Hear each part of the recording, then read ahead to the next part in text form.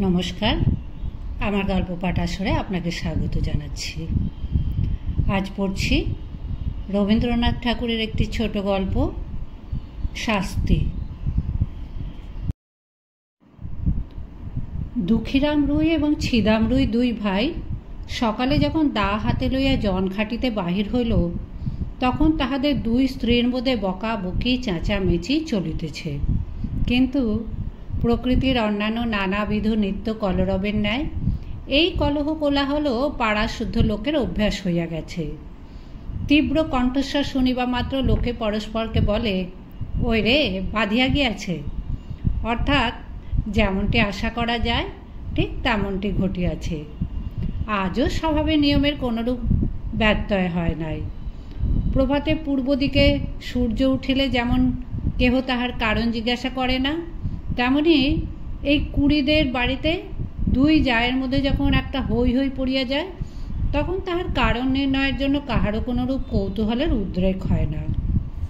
অবশ্য এই কোন্দল আন্দোলন প্রতিবেশীদের অপেক্ষা দুই স্বামীকে বেশি স্পর্শ করিত সন্দেহ নাই, কিন্তু সেটা তাহারা কোনোরূপ অসুবিধার মধ্যে গণ্য করিত না। তাহারা দুই ভাই যেন দীর্ঘ সংসার পথ একটা এক্কা গাড়িতে করিয়া চলিয়াছে। দুই দিকের দুই স্প্রিংবিহীন চাকার অবিশ্রাম ছড়ছড় খড়খড় শব্দটাকে জীবনরথ যাত্রার একটা বিধিবিহত নিয়মের মধ্যেই ধরিয়া লইয়াছে। বরঞ্চ ঘরে যেদিন কোনো শব্দমাত্র নাই, সমস্ত থমথম ছমছম করিতেছে, সেদিন একটা আসন্ন অনৈসর্গিক উপদ্রবের আশঙ্কা জন্মিত। সেদিন যে কখন কি হইবে তাহা কেহ হিসাব করিয়া বলিতে পারিত না। আমাদের গল্পের ঘটনা যেদিন আরম্ভ হইল, সেদিন সন্ধ্যার প্রাককালে দুই ভাই যখন জন খাটিয়া শ্রান্ত দেহে ঘরে ফিরিয়া আসিল, তখন দেখিল স্তব্ধ গৃহ গমগম করিতেছে। বাহিরেও অত্যন্ত গুমট। দুই প্রহরের সময় খুব এক পশলা বৃষ্টি হইয়া গিয়াছে। এখনো চারিদিকে মেঘ জমিয়া আছে, বাতাসের লেশ মাত্র নাই। বর্ষায় ঘরের চারিদিকে জঙ্গল এবং আগাছাগুলো অত্যন্ত বাড়িয়া উঠিয়াছে। সেখান হইতে এবং জলমগ্ন পাটের ক্ষেত হইতে সিক্ত উদ্ভিজ্জের ঘন গন্ধবাষ্প চতুর্দিকে একটি নিশ্চল প্রাচীরের মতো জমাট হইয়া দাঁড়াইয়া আছে। গোয়ালের পশ্চাৎবর্তী ডোবার মধ্যে হইতে ভেগ ডাকিতেছে এবং ঝিল্লি রবে সন্ধ্যার নিস্তব্ধ আকাশ একেবারে পরিপূর্ণ। অদূরে বর্ষার পদ্মা নবমেঘচ্ছায়ায় বড় স্থির ভয়ঙ্কর ভাব ধারণ করিয়া চলিয়াছে। শস্যক্ষেত্রের অধিকাংশই ভাঙিয়া লোকালয়ের কাছাকাছি আসিয়া পড়িয়াছে। এমনকি ভাঙনের ধারে দুই চারিটা আম কাঁঠাল গাছের শিকড় বাহির হইয়া দেখা দিয়াছে, যেন তাহাদের নিরুপায় মুষ্টির প্রসারিত অঙ্গুলিগুলি শূন্যে একটা কিছু অন্তিম অবলম্বন আঁকড়িয়া ধরিবার চেষ্টা করিতেছে। দুঃখীরাম এবং ছিদাম সেদিন জমিদারের কাছারি ঘরে কাজ করিতে গিয়াছিল। ওপারে চরে জলি ধান পাকিয়াছে। বর্ষায় চর ভাসিয়া যাইবার পূর্বেই ধান কাটিয়া লইবার জন্য দেশের দরিদ্র লোকমাত্রেই কেহ বা নিজের ক্ষেতে, কেহ বা পাট খাটিতে নিযুক্ত হইয়াছে। কেবল কাছারি হইতে পেয়াদা আসিয়া এই দুই ভাইকে জবরদস্তি করিয়া ধরিয়া লইয়া গেল। কাছারি ঘরে চাল ভেদ করিয়া স্থানে স্থানে জল পড়িতেছিল। তাহাই সারিয়া দিতে এবং গোটা কতক ঝাঁপ নির্মাণ করিতে তাহারা সমস্ত দিন খাটিয়াছে। বাড়ি আসিতে পায় নাই।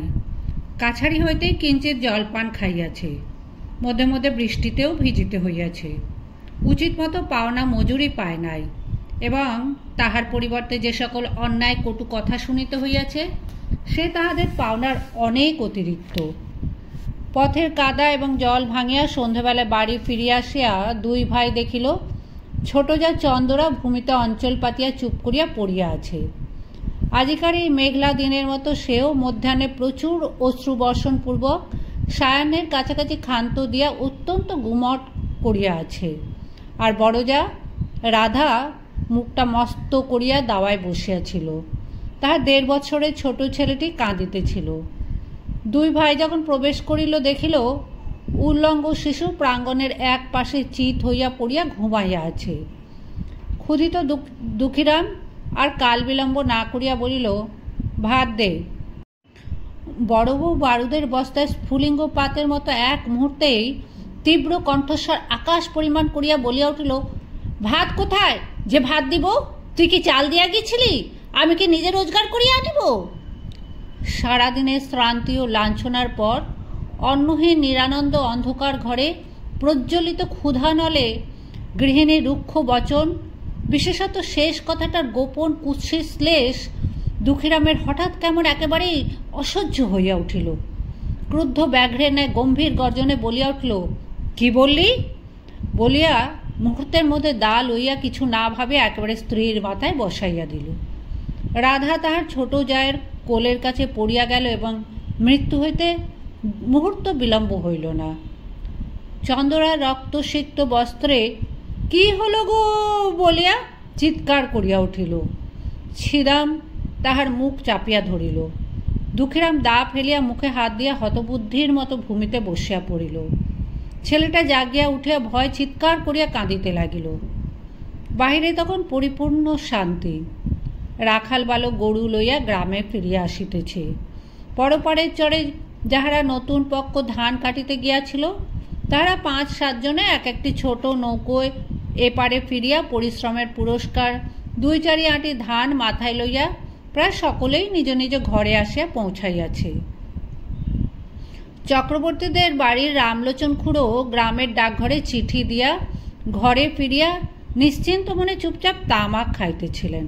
হঠাৎ মনে পড়িল তাহার কোরফা প্রজা দুঃখীর অনেক টাকা খাজনা বাকি, আজ কিয়দংশ শোধ করিবে প্রতিশ্রুত হইয়াছিল। এতক্ষণে তাহারা বাড়ি ফিরিয়াছে স্থির করিয়া চাদরটা কাঁধে ফেলিয়া ছাতা লইয়া বাহির হইলেন। কুড়িদের বাড়িতে ঢুকিয়া তাহার গা ছমছম করিয়া উঠিল। দেখিলেন ঘরে প্রদীপ জ্বালা হয় নাই। অন্ধকার দাওয়ায় 2-4টা অন্ধকার মূর্তি অস্পষ্ট দেখা যাইতেছে। রহিয়া রহিয়া দাওয়ার এক কোণ হইতে একটা অস্ফুট রোদন উচ্ছ্বসিত হইয়া উঠিতেছে এবং ছেলেটা যত মা মা বলিয়া কাঁদিয়া উঠিতে চেষ্টা করিতেছে, ছিদাম তাহার মুখ চাপিয়া ধরিতেছে। রামলোচন কিছু ভীত হইয়া জিজ্ঞাসা করিলেন, দুঃখী আছিস নাকি? দুঃখী এতক্ষণ প্রস্তর মূর্তির মতো নিশ্চল হইয়া বসিয়াছিল। তাহার নাম ধরিয়া ডাকিবা মাত্র একেবারে অবোধ বালকের মতো উচ্ছ্বসিত হইয়া কাঁদিয়া উঠিল। ছিদাম তাড়াতাড়ি দাওয়া হইতে অঙ্গনে নামিয়া চক্রবর্তীর নিকটে আসিল। চক্রবর্তী জিজ্ঞাসা করিলেন, মাগিরা বুঝি ঝগড়া করিয়া বসে আছে? আজ তো সমস্ত দিনই চিৎকার শুনিয়াছি। এতক্ষণ ছিদাম কিং কর্তব্য কিছুই ভাবিয়া উঠিতে পারে নাই। নানা অসম্ভব গল্প তাহার মাথায় উঠিতেছিল। আপাতত স্থির করিয়াছিল রাত্রি কিঞ্চিত অধিক হইলে মৃতদেহ কোথাও সরাইয়া ফেলিবে। ইতিমধ্যে যে চক্রবর্তী আসিয়া উপস্থিত হইবে এসে মনেও করে নাই। ফস করিয়া কোনো উত্তর জোগাইল না। বলিয়া ফেলিল, হ্যাঁ, আজ খুব ঝগড়া হইয়া গিয়াছে। চক্রবর্তী দাওয়ার দিকে অগ্রসর হইবার উপক্রম করিয়া বলিল, কিন্তু সে যেন দুঃখী কাঁদে কেন রে? ছিদাম দেখিল আর রক্ষা হয় না। হঠাৎ বলিয়া ফেলিল, ঝগড়া করিয়া ছোট বউ বড় বউয়ের মাথায় এক দায়ের কোপ বসাইয়া দিয়াছে। উপস্থিত বিপদ ছাড়া যে আর কোনো বিপদ থাকিতে পারে এ কথা সহজে মনে হয় না। ছিদাম তখন ভাবিতেছিল ভীষণ সত্যের হাত হইতে কি করিয়া রক্ষা পাইব। মিথ্যা যে তদপেক্ষা ভীষণ হইতে পারে তাহা তাহার জ্ঞান হইল না। রামলোচনের প্রশ্ন শুনিবা মাত্র তাহার মাথায় তৎক্ষণাৎ একটা উত্তর জোগাইল এবং তৎক্ষণাৎ বলিয়া ফেলিল। রামলোচন চমকিয়া উঠে বলিল, হ্যাঁ, বলিস কি? মরে নাই তো? ছিদাম কহিল, মরিয়াছে বলিয়া চক্রবর্তীর পা জড়াইয়া ধরিল। চক্রবর্তী পালাইবার পথ পায় না। ভাবিল, রাম রাম, সন্ধ্যাবেলা একই বিপদেই পড়িলাম। আদালতে সাক্ষ্য দিতে দিতেই প্রাণ বাহির হইয়া পড়িবে। ছিদাম কিছুতেই তাহার পা ছাড়িল না। কহিল, দাদা ঠাকুর, এখন আমার বউকে বাঁচাইবার কি উপায় করি? মামলা মোকদ্দমার পরামর্শে রামলোচন সমস্ত গ্রামের প্রধানমন্ত্রী ছিলেন। তিনি একটু ভাবিয়া বলিলেন, দেখ, ইহার এক উপায় আছে। তুই এখনই থানায় ছুটিয়া যা। বলগে তোর বড় ভাই দুঃখী সন্ধ্যাবেলা ঘরে আসে ভাত চাহিয়াছিল। ভাত প্রস্তুত ছিল না বলিয়া স্ত্রীর মাথায় দা বসাইয়া দিয়াছে। আমি নিশ্চয়ই বলিতেছি, এ কথা বলিলে ছুরিটা বাঁচিয়া যাইবে। ছিদামের কণ্ঠ শুষ্ক হইয়া আসিল। উঠিয়া কহিল, ঠাকুর, বউ গেলে বউ পাইব, কিন্তু আমার ভাই ফাঁসি গেলে আর তো ভাই পাইব না। কিন্তু যখন নিজের স্ত্রীর নামে দোষারোপ করিয়াছিল তখন এ সকল কথা ভাবে নাই। তাড়াতাড়িতে একটা কাজ করিয়া ফেলিয়াছে। এখন অলক্ষিতভাবে মন আপনার পক্ষে যুক্তি এবং প্রবোধ সঞ্চয় করিতেছে। চক্রবর্তীও কথাটা যুক্তিসঙ্গত বোধ করিলেন। কহিলেন, তবে যেমনটি ঘটিয়াছে তাই বলিস সকল দিক রক্ষা করা অসম্ভব।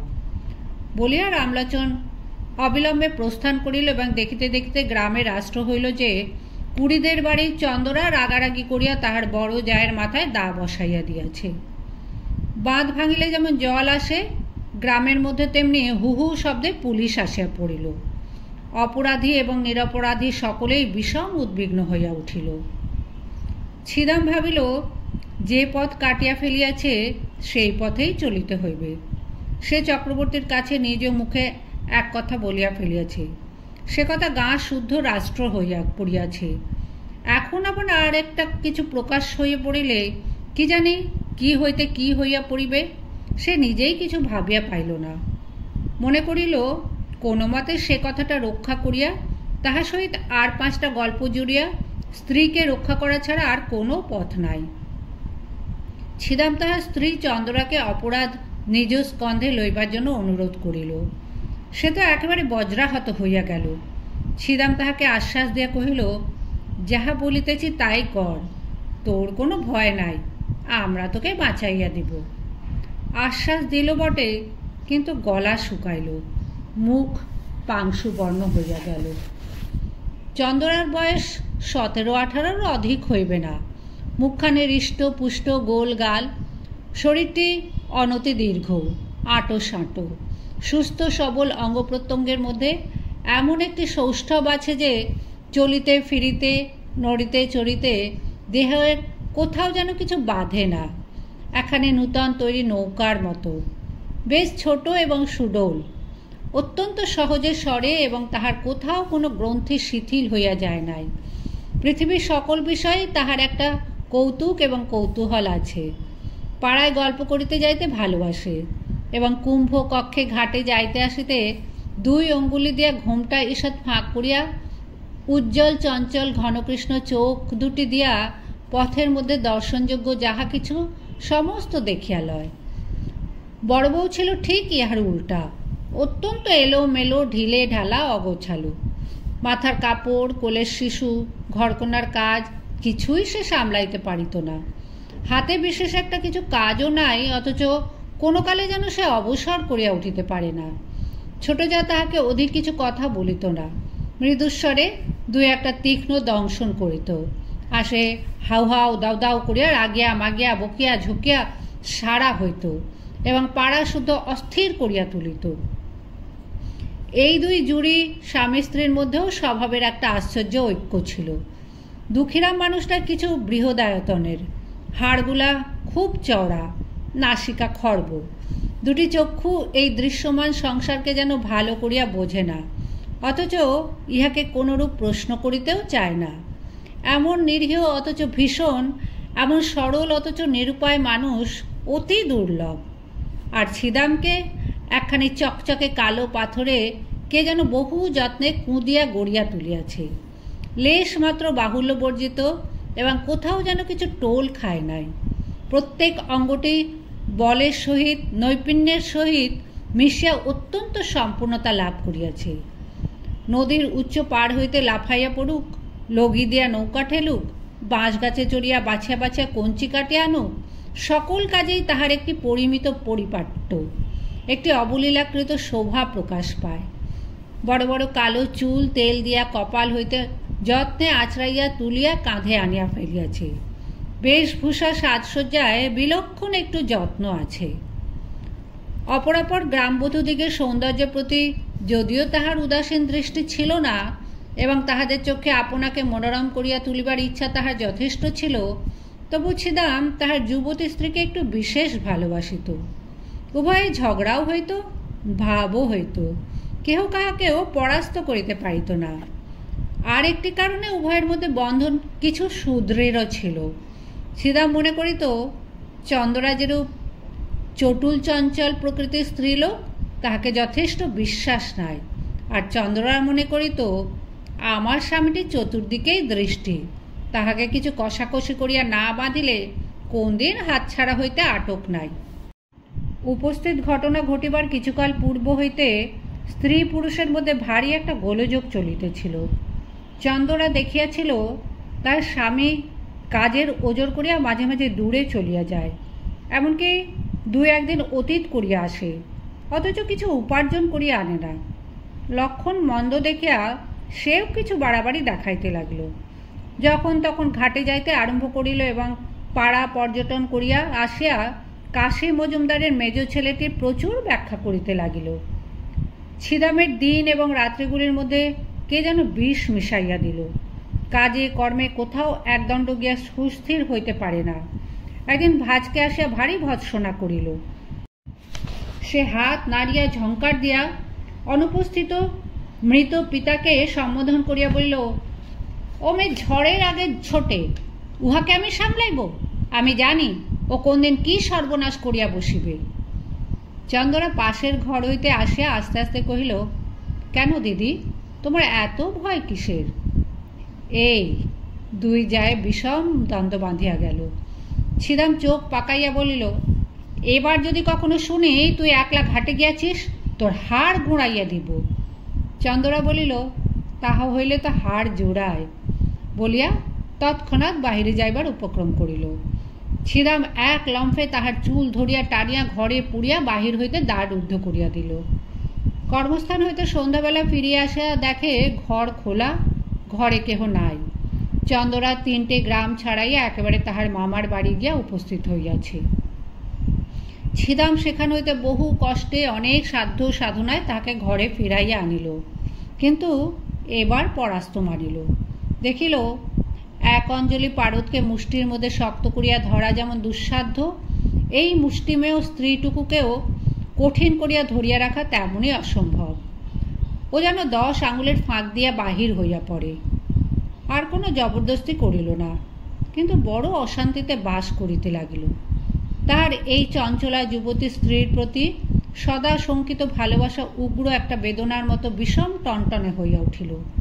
এমনকি একবার মনে হইত, এ যদি মরিয়া যায় তবে আমি নিশ্চিন্ত হইয়া একটুখানি শান্তি লাভ করিতে পারি। মানুষের ওপরে মানুষের যতটা ঈর্ষা হয়, যমের ওপর এতটা নহে। এমন সময় ঘরে সেই বিপদ ঘটিল। চন্দ্রাকে যখন তাহার স্বামী খুন স্বীকার করিয়া লইতে কহিল, সে স্তম্ভিত হইয়া চাহিয়া রহিল। তার কালো দুটি চক্ষু কালো অগ্নির ন্যায় নীরবে তাহার স্বামীকে দগ্ধ করিতে লাগিল। তাহার সমস্ত শরীর মন যেন ক্রমে সংকুচিত হইয়া স্বামী রাক্ষসের হাত হইতে বাহির হইয়া আসিবার চেষ্টা করিতে লাগিল। তাহার সমস্ত অন্তরাত্মা একান্ত বিমুখ হইয়া দাঁড়াইল।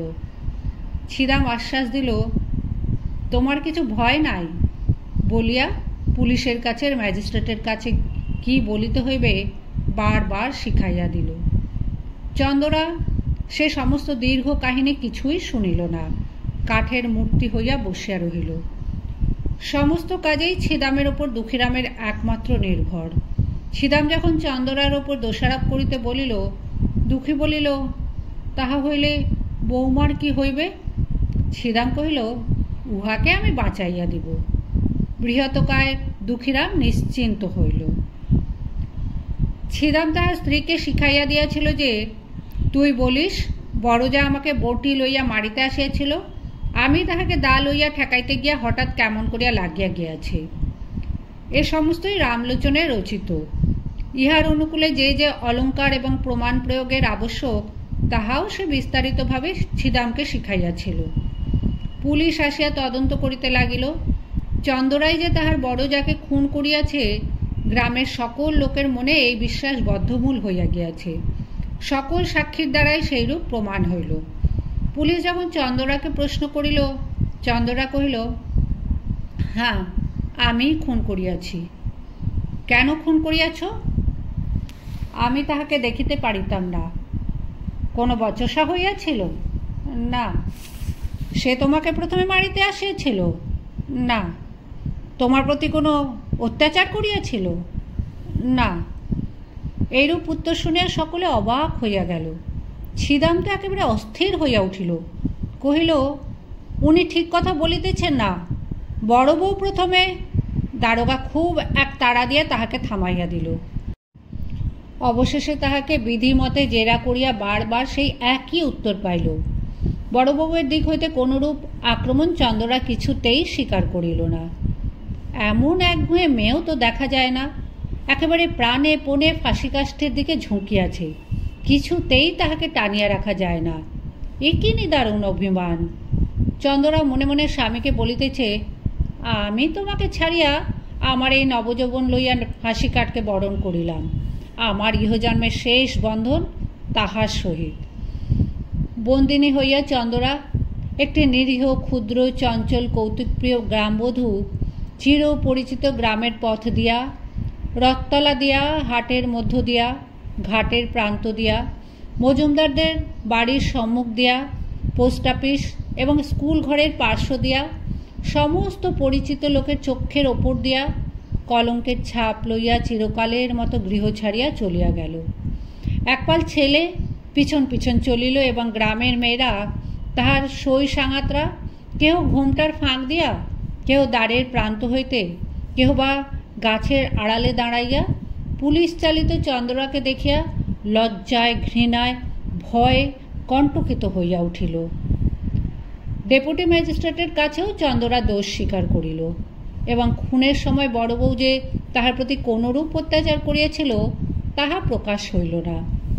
কিন্তু সেদিন ছিদাম সাক্ষ্যস্থলে আসে একেবারে কাঁদিয়া জোর হস্তে কহিল, দুহাই হুজুর, আমার স্ত্রীর কোনো দোষ নাই।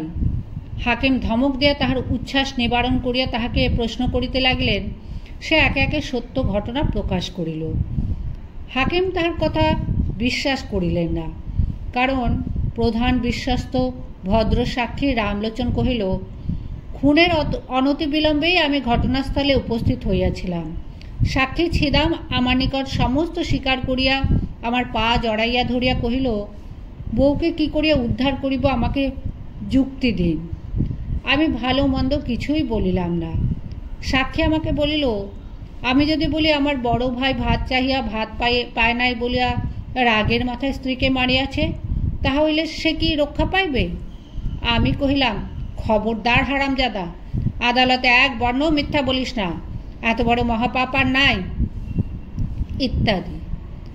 রামলোচন প্রথমে চন্দ্রাকে রক্ষা করিবার উদ্দেশ্যে অনেকগুলো গল্প বানাইয়া তুলিয়াছিল, কিন্তু যখন দেখিল চন্দ্রা নিজেই বাঁকিয়া বসে দাঁড়াইয়াছে, তখন ভাবিল, ওরে বাপরে, শেষকালে কি মিথ্যা সাক্ষ্যের দায় পড়িব?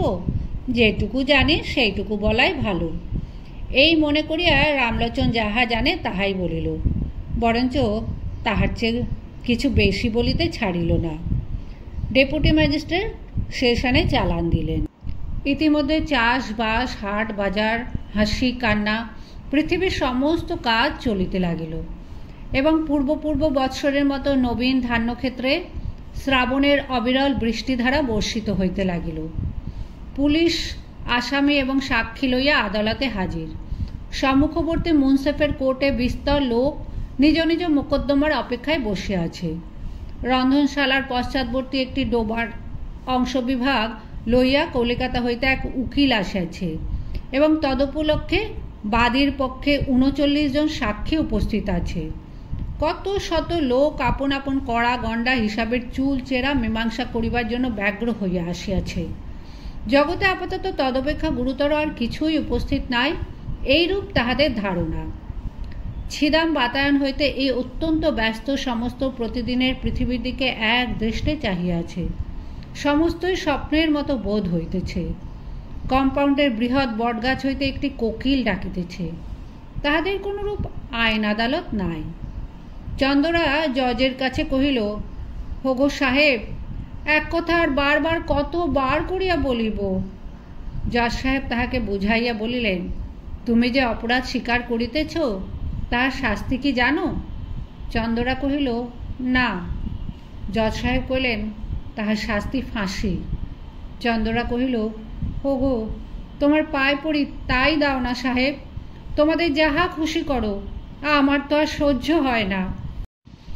যখন ছিদামকে আদালতে উপস্থিত করিল, চন্দরা মুখ ফিরাইল। জজ কহিলেন, সাক্ষীর দিকে চাহিয়া বলো, এ তোমার কে হয়? চন্দরা দুই হাতে মুখ ঢাকিয়া কহিল, ও আমার স্বামী হয়। প্রশ্ন হইল, ও তোমাকে ভালোবাসে না? উত্তর, ও ভারী ভালোবাসে। প্রশ্ন, তুমি উহাকে ভালোবাসো না? উত্তর, খুব ভালোবাসি। ছিদামকে যখন প্রশ্ন হইল, ছিদাম কহিল, আমি খুন করিয়াছি। প্রশ্ন, কেন? ভাত চাহিয়াছিলাম, বড় বউ ভাত দেয় নাই। দুঃখীরাম সাক্ষ্য দিতে আসে মূর্ছিত হইয়া পড়িল। মূর্ছাভঙ্গের পর উত্তর কহিল, সাহেব, আমি খুন করিয়াছি। কেন? ভাত চাহিয়াছিলাম, ভাত দেয় নাই। বিস্তর জেরা করিয়া এবং অন্যান্য সাক্ষ্য শুনিয়া জজ সাহেব স্পষ্ট বুঝিতে পারিলেন, ঘরে স্ত্রীলোককে ফাঁসির অপমান হইতে বাঁচাইবার জন্য ইহারা দুই ভাই অপরাধ স্বীকার করিতেছে। কিন্তু চন্দরা পুলিশ হইতে সেশন আদালত পর্যন্ত বরাবর এক কথা বলিয়া আসিতেছে। তাহার কথা তিল মাত্র নড়চড় হয় নাই। দুইজন উকিল স্বেচ্ছা প্রবৃত্ত হইয়া তাহাকে প্রাণদণ্ড হইতে রক্ষা করিবার জন্য বিস্তর চেষ্টা করিয়াছে, কিন্তু অবশেষে তাহার নিকট পরাস্ত মানিয়াছে। যেদিন একরত্তি বয়সে একটি কালো কালো ছোটোখাটো মেয়ে তাহার গোলগাল মুখটি লইয়া খেলার পুতুল ফেলিয়া বাপের ঘর হইতে শ্বশুর ঘরে আসিল, সেদিন রাত্রে শুভ লগ্নের সময় আজিকার দিনের কথা কে কল্পনা করিতে পারিত? তাহার বাপ মরিবার সময় এই বলিয়া নিশ্চিন্ত হইয়াছিল যে, যাহা হোক, আমার মেয়েটির একটি সদ্গতি করিয়া গেলাম। জেলখানায় ফাঁসির পূর্বে দয়ালু সিভিল সার্জন চন্দরাকে জিজ্ঞাসা করিল, কাহাকেও দেখতে ইচ্ছা করো? চন্দরা কহিল, একবার আমার মাকে দেখিতে চাই। ডাক্তার কহিল, তোমার স্বামী তোমাকে দেখিতে চায়, তাহাকে কি ডাকিয়া আনিব? চন্দরা কহিল, মরণ।